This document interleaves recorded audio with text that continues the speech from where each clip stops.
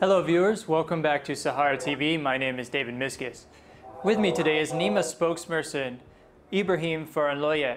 We are talking to NEMA at this juncture because, as you know, last year during the rainy season in Nigeria, there was tremendous amounts of flooding affecting 32 of the 36 states, causing extensive damage to property as well as, unfortunately, the loss of life. Mr. Farinloye today will explain what NEMA is doing in preparation for this rainy season to take steps for preventative measures as well as to get citizens more prepared and hopefully have improved their response times, which many Nigerians were critical of in the previous year. Mr. Farinloye, thank you very much for joining us here on Sahara TV. Yeah, welcome, sir. Good evening, everybody. Yes, sir. Thank you very much again. So I believe to start, so NEMA's taking, I understand, a bit of a different approach this time. I mean, I know that after the review of last year's flooding, which affected 32 out of 36 states and caused a wide range of damage to property, livestock, and unfortunately the loss of life, NEMA has implemented some new strategies. So if you could please talk about some of the new strategies perhaps for increasing response time and just being able to be there just right after an emergency to be able to provide help to the citizens. Well, the major actions taken immediately after last year's emergency, especially after the seasonal rainfall prediction for 2013 was released, NEMA had to, first of all, reach out to chief executives of all the states' governments, because once a political will is established, disaster risk reduction and creation of resilient society will be much more easier, in as much as the chief executives, political leaders, buy into disaster risk reduction initiatives. So we all met, the director general with the vice president who happens to be the chairman of NEMA's governing board, with all the state ministries, with all the federal ministries involved in the governing council of NEMA. They convened a meeting with some state governors that are vulnerable to disasters and those who have experienced such disaster last year. We sat down, we appraised all the happenings that happened last year. After the appraisal, we convened another meeting within the stakeholders where the state emergency management agencies, the local government chairmen, and necessary critical stakeholders in response met in Akwanga, Nasarawa State, where they had about 5 days deliberations on post-disaster assessment and rehabilitation of the victims. Reports were collated from states, and all the states indicated what they have done, the success story of what they have done, the challenges and gaps. So the gaps were enumerated where international partners, that's NGOs and other international United Nations bodies, came in to try to fix the gaps. After the Akwanga meeting, NEMA called a meeting of stakeholders with zonal coordinators to iron out specific challenges per states. Yes, sir. Actually, if I may interrupt you here, could you tell me some of those specific challenges as they break down by state and what maybe specific plans of action you came up with regarding the zonal coordinators? Well, one of the actions was that we should go to state level, community level. After identifying the state like in Shaki, we've been able to identify if there is heavy rainfall as predicted, how many, and within that Shaki axis, we have a dam. We have a dam, very big dam, where, if possible, what do we do about this dam? One thing we have resolved all over the country is that, one, the dam has to start releasing their water gradually, so that when the heavy rain falls, it will not overflow the capacity of the dam. So that is one thing we have identified. Then the second thing was that how many communities, the villages and communities along the water paths of the dams and communities where the rain is expected to be much heavier than what is expected. Secondly, the Director General wrote a special letter after the meeting with the Vice President and the governors. We reminded the letters through a letter every month on the state of preparedness for their drainages. So after the first rain came up, all NEMA officials went out on the streets independently to monitor the level of preparedness when it's raining. And we've been able to identify some communities. We issued some warnings where there are loopholes, gaps within the preparation and the actual happenings on ground. We have to alert the state governors, whether through the public media or their private media or their personal contacts. We alerted them, this area, there are challenges here. Maybe you have not gotten the report. So these are the things we have been doing. In the next 2 weeks... Wait, sir, just a moment. Sorry, I wanted to ask you about something you just mentioned. So when you said you identified some areas where, for example, the capacity of the dams in the previous year had been reached, and in fact, the water had overflown, and where now you said that you also identified some critical areas of villages and towns along these waterways, the pathways of this water, and then you said you needed to speak to the state governors to address these challenges. So I guess my first question is, have you been able to assess capacity and actually increase it for some of these dams, or is it only still in the identification phase? I mean, have you been able to implement some of these programs to increase capacity? Yes.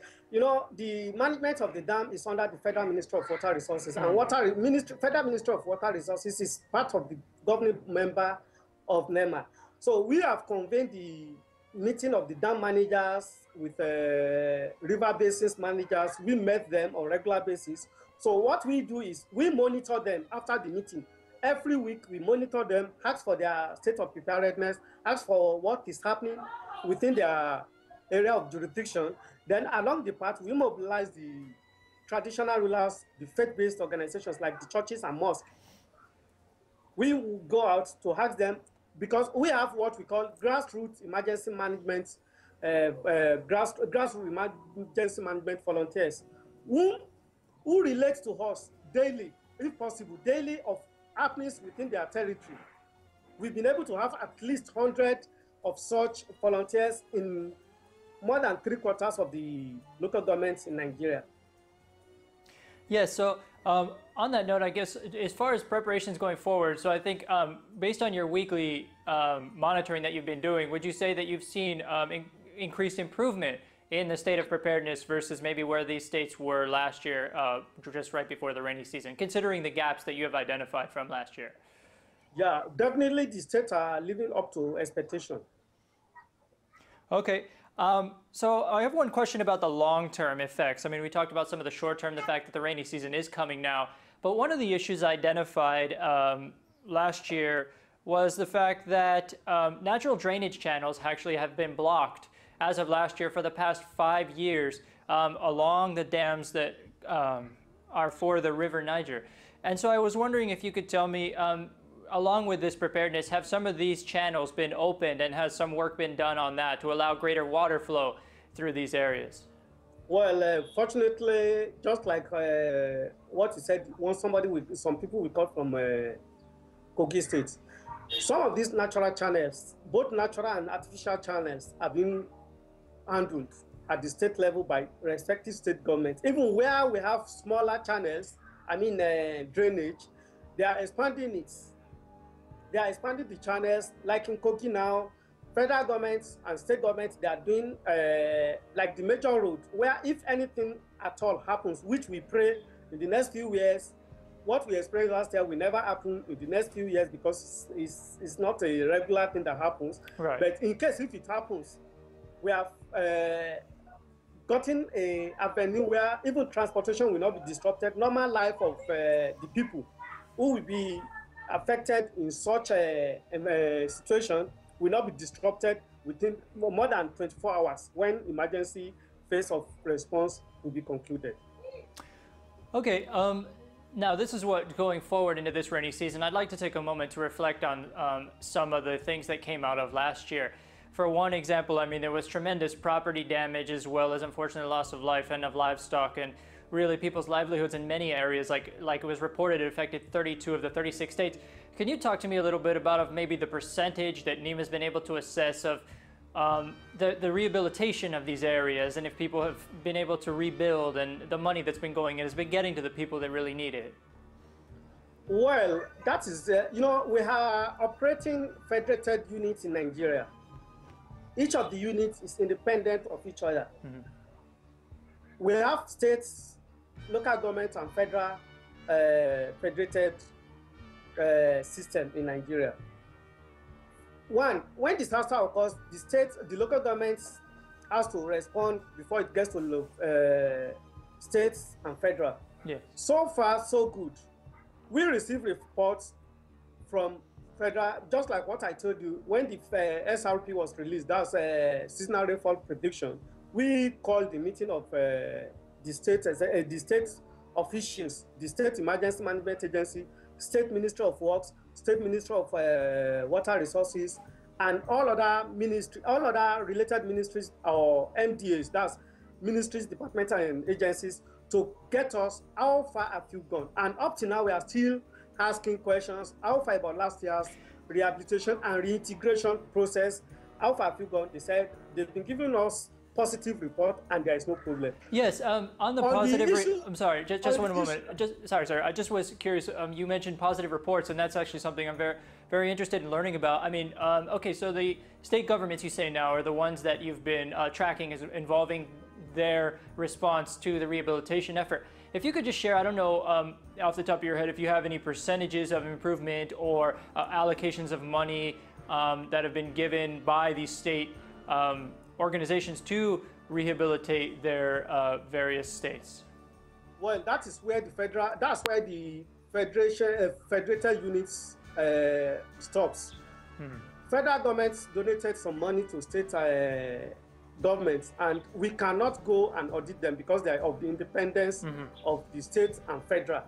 When the state releases money to their own agencies, we don't have power to ask them how much was released to you, or how much did you disperse, what did you do with this? That is where So then what does, like when you receive the reports, or can you explain like what's on it? Like how are you able to assess, I mean, is it like how much they've rebuilt, or what operations are now back online? Is that what the report says? And if so, like how much percentages? Yes. For example, I mean, Kogi State was one of the areas very heavily hit, and I'm not sure if we'll be able to speak to our two guests today, but in the future we'll definitely get them on.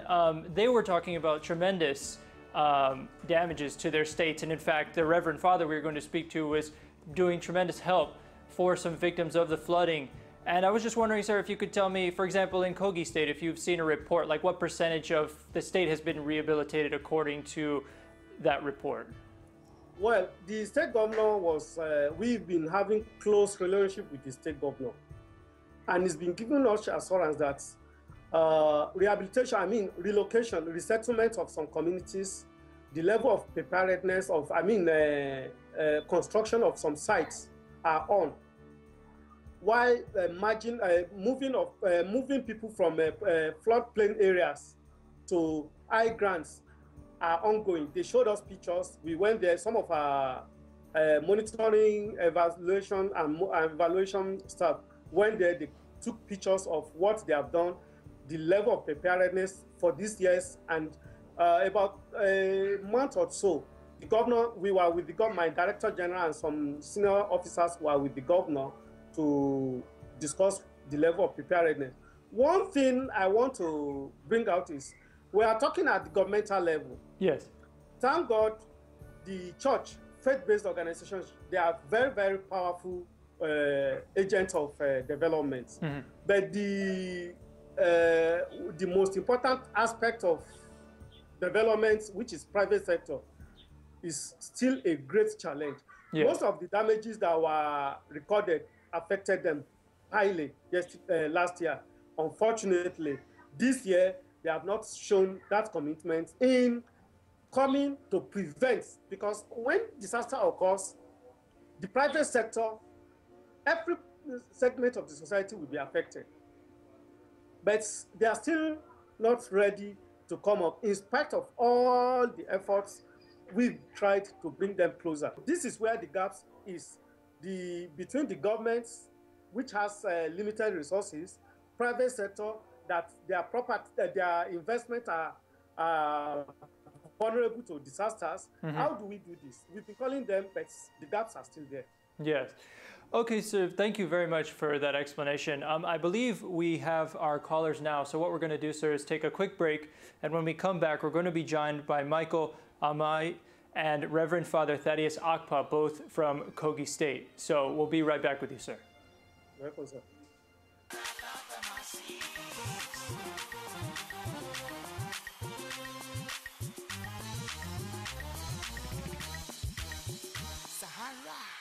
Hello, viewers. Welcome back to Sahara TV.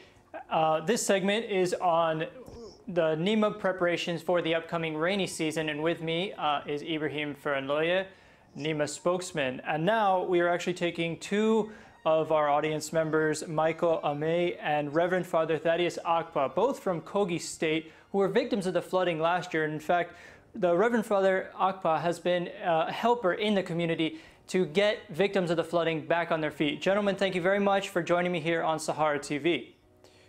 You're welcome. Mr. Ibrahim Farinloye, thank you for remaining, and again, thank you for being with us here on Sahara TV.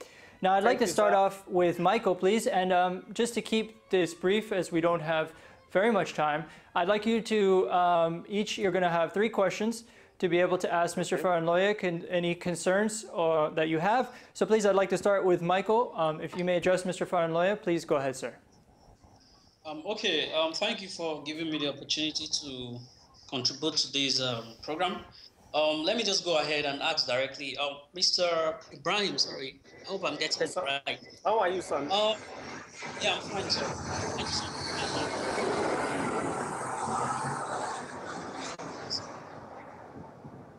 I want to find out what is NEMA doing now? What is the plan of NEMA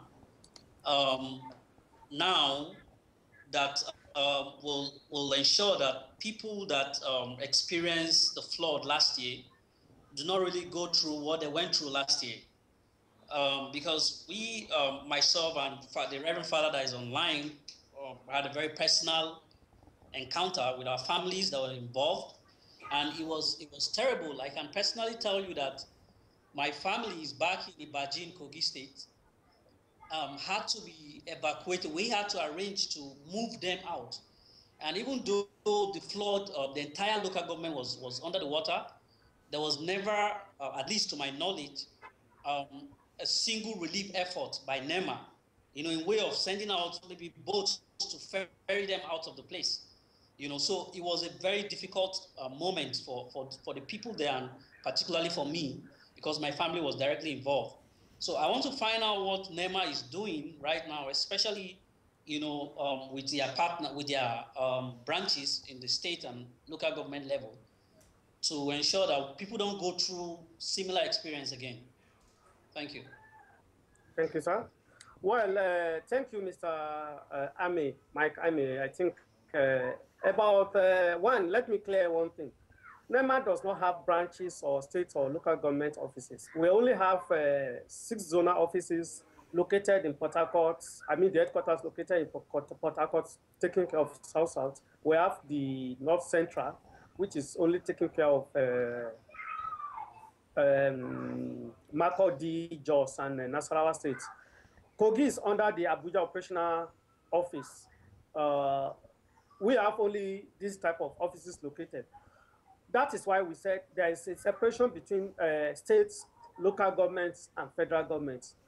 About the challenge of relief materials, if the relief materials does not get to you, I don't know whether you are talking about rescue efforts, rescuing you at the appropriate time, or getting relief materials. I don't know. It's not. These are 2 different aspects. All of everything, both the rescue efforts and the relief materials, everything. Well, you can possibly tell us. I can tell you clearly. Until when NEMA got to the state governor, we had to get our helicopter to assess the level of damages caused before we realized that some people are under the water, some villages are under the water. The capacity of the state at that time was not able to identify how many community or the landmass affected in such situations. So they didn't alert NEMA early for us to respond. Yes, sir. Secondly, if I may, the local government does not have a single structure at all for them to monitor the state of the risk or vulnerability of their community. Though NEMA have what we call the mapping, the vulnerability of, after last year's issue, we have done the vulnerability mapping, flood vulnerability mapping of some parts of the country, whereas about 5 additional states have been added just now. So this is the handicap we have, the gap between the community and federal government. If the local government states have done their parts, what NEMA always do, since you have my number now, anything that happens, we don't rely on states or local government to give us information. Anybody in any community can easily call NEMA, emergency line, or my own personal line. Immediately, I assure you, we will respond there as quickly as possible. It's the communication gap that caused that thing. If you say the rescue did not get there, but about the relief materials, the state governments are responsible to get families and all these things done directly to the victims. So if there is any gaps between them, if your community can prove that definitely you didn't receive anything, I know my Director General is very, very ready to come and respond through your representative, either in the National Assembly or anything. Well, thank you, Mr. Farinloye and Michael May, for those questions. Now, to follow up to Michael's question and your concern on response time. So let's say that you do receive a call to respond to a state that's been overwhelmed by flooding. Is there a time frame that residents should expect NEMA to be on scene? Well, we don't have time frame. Even before, most times now,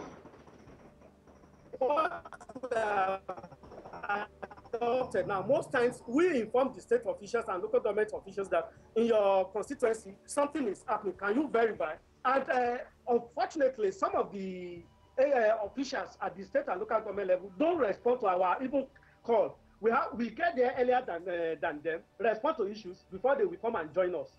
So individual members of the society have responsibility to tell them, okay, this is what is happening in my community. So we will move in there before we call other stakeholders, other responding agencies that are lead in such disaster. But the gap is within the state and local governments. Yes, okay, I see. So, but I mean, even let's say, like for example, if the local community where Michael is living calls NEMA and says that we need assistance, we need help, you know, you said that there's not really a time frame, but okay, they place the call, the community cries for help. Is there any, like, could it be like a week? Is it like 3 days? I mean, when do they expect to see NEMA officials on scene? It's not like that. Huh. What we do, you know, we have the police located in all the communities. We have civil defense located in all the communities. Unfortunately, we have what we call grassroots emergency management vanguard in most of the local government areas. So what we do first, we alert the civil defense. Something is happening, police, something is happening. Can you move in and verify? So depending on the period, the verify, because most times you can bear witness to us that most times now we receive false alerts through the social media. Somebody, a little crash of auto crash will happen, little something will happen. They will tell us we will move in there, abandoning some other major things because of the volume of disaster they said it will happen. So if we don't try as much as possible to resolve alerts, so resolving the alert, it depends on the effectiveness of the community, the cooperation of the community with the responding agencies. If they are able to give us data, detailed information of location, the address and other things, we will be able to respond as fast as possible. Okay, thank you for that, sir. Now, if I may turn to Reverend Father Thaddeus Akpa, please, sir, go ahead with your questions. Okay, thank you, the director of NEMA. I'm not the director of... He's a NEMA spokesperson, sir, but please go ahead. Yeah, the NEMA spokesman. I've been listening attentively to what you have been saying. It pains me to my bone marrow to imagine what you are saying at this moment. Because if you are talking about a break in communication, a communication gap, there are some other agencies that we have. What of the non-governmental agencies? If you feel that the state and the local government level may have failed in reaching you when it was necessary, we also have some non-governmental organizations. Yes, I am the director for a non-governmental organization under the Catholic Church named the Justice Development and Peace Commission.